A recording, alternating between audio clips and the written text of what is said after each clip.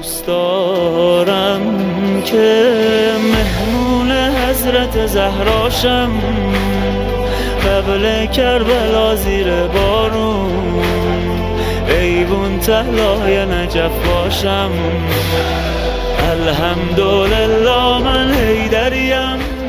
پروردگار اس خوبصورت مخلوق کو جب تو نے آسمان پر رکھا تھا، عرش پر خلق کیا تھا، تو کیوں زمین پر اتار دیا؟ ان کے درمیان یہ مخلوقات جو صبح سے شام تک سوائے فساد و اختلاف کے کوئی دوسرا کام نہیں ہے، ان کے درمیان تو نے اپنے اس خوبصورت مخلوق کو کیوں اتارا؟ آواز قدرت آئی، میں نے اتارا اس لیے کہ انہیں دیکھو. کیسے دیکھو؟ آپ نے دیکھا ہوگا ایک چھوٹا سا پرندہ جو فضا میں بہت بلندی پر پرواز کرتا، بہت بلندی پر پرواز کرتا، اور اتنی بلندی پر جاتا ہے کہ وہاں سے دنیا چھوٹی دکھائی دیتی ہے. یہ مخلوقات بہت مختصر سے دکھائی دیتی ہے عزیزان کرام، لیکن وہ بلندی سے نیچے آتا ہے. کیوں آتا ہے؟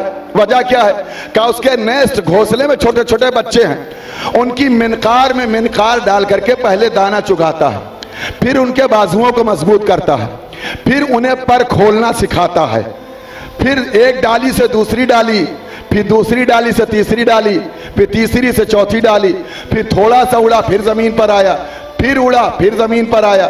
یعنی آہستہ آہستہ اسے سکھاتا ہے کہ کیسے فضا میں پرواز کیا جائے. جب یہی پرندہ اڑنا سیکھ جاتا ہے تو جس بلندی پر یہ پرندہ تھا اسی بلندی پر یہ بھی جاتا ہے. اس کا مقصد بھی یہی تھا کہ اتنی بلندی سے آیا اس لیے تھا کہ جس بلندی پر ہم سفر کر رہے تھے اس بلندی پر اپنے بچوں کو لے جائیں، اپنے سکھانے والوں کو لے جائیں. لیکن عزیزان گرامی، اگر کوئی شکاری اسی نیش پر گھونسلے پر حملہ کر دے اور کسی ایک بچے کا پیر شکستہ کر دے، اس کے بالوں پر کو توڑ دے، اب چاہے جتنی کوشش کی جائے، توجہ کیجئے گا، چاہے جتنی کوشش کی جائے، اب یہ بڑا پرندہ چاہے جتنا پر مارے لیکن یہ زخمی پرندہ اڑ نہیں سکتا. کیوں؟ کہ اس لیے کہ اس کا پر توڑ دیا گیا ہے. ساری کوششوں کے بعد بھی یہ اسی گھونسلے کے اندر بیٹھا رہ جائے گا اور فضا میں نہیں پرواز کر سکتا.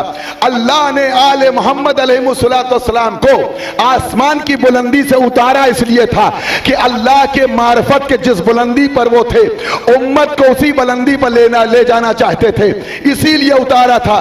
سجدہ ہمارا دیکھو، سجدہ سیکھو. رکوع ہمارا دیکھو، رکوع سیکھو. گفتگو کرنے کا سلیقہ ہم سے سیکھو، زندگی جینے کا سلیقہ ہم سے سیکھو. پیغمبر اسلام اسی طریقے سے تربیت اس امت کی کرتے رہے جیسے ایک بڑا پرندہ چھوٹے پرندے کے چونچ میں چونچ ڈال کر کے دانہ چگاتا تھا. یہ حرام ہے، یہ حلال ہے، یہ ہٹانا صحیح ہے، یہاں بٹھانا صحیح ہے. ایک ایک چیز پیغمبر اسلام امت کو سکھاتے رہے. لیکن عزیزان گرامی، غضب تو تب ہوا جب یہ بڑا بڑا پرندہ پیغمبر کی شکل میں فضا میں جانے لگا تو سقیفہ میں بیٹھے کچھ شکاریوں نے امت پر حملہ کر دیا اور امت کے ایک دھڑے کو توڑ دیا. اب پیغمبر کے ساتھ ایک ہی دھڑا جا سکا، دوسرا نہیں جا سکا. لاکھ پیغمبر کی حدیث سنائی جاتی رہی، آیت سنائی جاتی رہی، وعظ و نصیحت کی جاتی رہی، عزیزان گرامی کوئی اثر نہیں ہوا. اس کا مطلب یہ ہے کہ اس بڑے پرندے کی غلطی نہیں ہے، اس کے اندر کمی پیدا ہوئی اس لیے اس کے اندر اڑنے کی صلاحیت نہیں ہے. اب معلوم یہ ہوا فقہ جعفری کے لوگ آل محمد کے چاہنے والے معرفت کے اعلیٰ مقام پر کیوں ہیں؟ کہ اس لیے کہ انہوں نے آل محمد سے جو رشتہ رکھا ہے وہ نوری رشتہ ہے.